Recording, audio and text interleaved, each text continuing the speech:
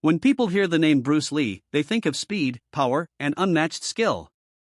But very few know that some of Bruce Lee's deadliest karate moves were so dangerous they were never shown on television or in movies.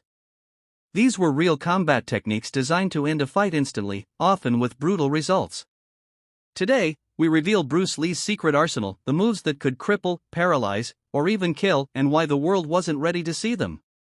The truth behind Bruce Lee's hidden techniques. Bruce Lee wasn't just a movie star.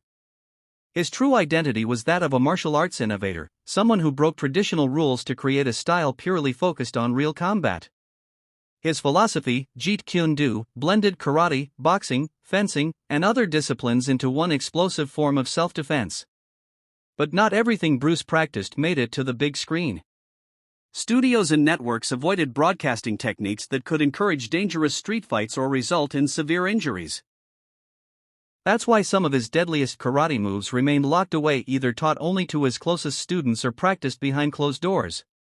These were not flashy kicks meant to impress an audience, these were quick, efficient strikes aimed at vital targets on the human body.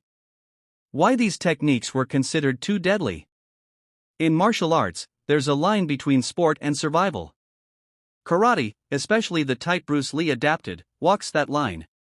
On TV and in tournaments, there are rules: no eye gouging, no groin strikes, no strikes to the throat or spine. But in a real fight, Bruce believed rules don't exist. His private training focused on disabling an opponent immediately, using techniques specifically outlawed in both sports and televised matches. For example, Bruce would practice crushing the windpipe with a single punch, disabling joints with hyperextended strikes, or hitting pressure points that cause blackout or paralysis. The reason these moves were too dangerous for TV wasn't just about safety, it was about public responsibility. Bruce himself once said he didn't want amateurs imitating techniques that could lead to permanent damage. Yet, through interviews, leaked training footage, and testimonies from his students, these deadly karate techniques have been slowly uncovered. The crushing throat strike, Bruce Lee's hidden karate weapon. One of Bruce Lee's signature moves that was rarely seen in public is the direct throat strike. Using either an open palm or a vertical fist, Bruce would target the trachea with lightning speed. The goal was not to simply hurt the opponent, but to collapse their airway in one swift movement. This move is almost impossible to block because it travels in a straight line with no wasted motion.